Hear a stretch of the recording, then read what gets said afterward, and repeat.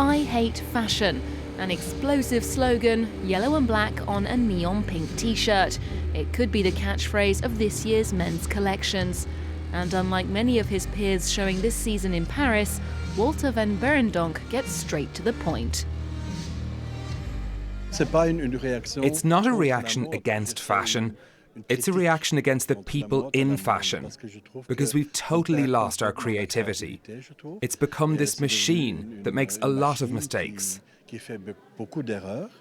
The industry says it is trying to make more legitimate decisions, but that's just marketing. I don't think that what's happening is very honest. Walter Van Beirendonck is the first to lash out at political correctness, albeit with a smile. The 3 chapters of his collection explain how, since the 1970s, every civil liberty that's been obtained has been crushed afterwards. Yes, there are 3 different stories, but at the same time it's one story, because we start off with a very defensive idea, which is also aggressive. In English, it's... Put your spikes up, you have to defend yourself. Okay, the claws are out. Yes, because you have to protect yourself. Then there is an evolution towards nature, beauty, flowers. And at the end, there's even a sort of flower power clash with those 1960s, 70s prints, but done in an over-the-top way.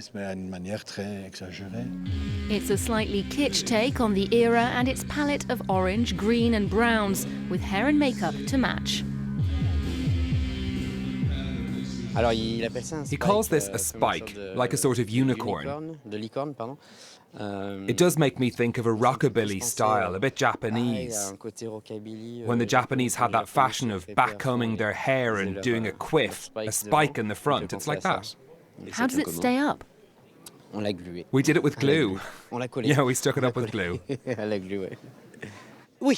Yes, we know what products we have to use. The spikes are made in Antwerp by someone else, and it's always like that, yes. In fact, what we do is execute Walter's designs on the body, the head and with the hair. Walter Van Beirendonck's also director of the fashion department at the Belgian Royal Academy of Arts in Antwerp. His credo, training students to develop their own unique vision. It's increasingly important to make sure they're motivated, because it's not a very stimulating environment these days. They really need people telling them that yes, designing a collection is possible, getting it produced, being creative, believing in themselves, that's all very important. The artistic directors at Etudes Studio have taken that philosophy to heart. Their collection swings between the 1970s and the 1990s and draws inspiration from 2 extraordinary films: the French animation Fantastic Planet from 1973 and James Cameron's 1991 blockbuster Terminator 2. They're reviving visions of the future that date back to their teenage years. It's all there in the fabrics. They have a very technical, even technological quality. We've got prints that we call heat maps, a sort of thermostat or measurement of the temperature. Then more metallic fabrics which recall, yes, the metal, the silver, chrome colours you find in Terminator. You can see it in these very sharp silhouettes, the blacks, leather, the acid wash effects. So yeah, it's these sort of interpretations which come from the references in those 2 films. Who are your clients? Totally unisex. We've always had that approach. You can see it in our models too. We've got both men and women. We are a menswear brand originally, but we have a lot of female clients. So quite naturally, we think that what we produce would suit a man just as much as a woman. Men, women, even a pop star. It's one of my favourite films, so yeah, I've got to say that I was really into this Terminator 2 reference. That was pretty cool. Yeah, it makes you want to go home, chill out and relax. Relaxation's not really part of Hed Mayner's vocabulary.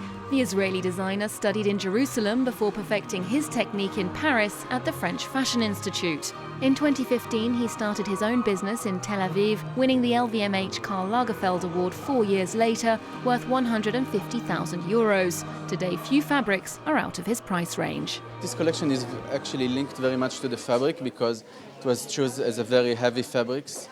And then try to make them fluid. So it starts with this and with the shape together. It's just each piece, Yeah, it's a mix. Yeah, it's a mix.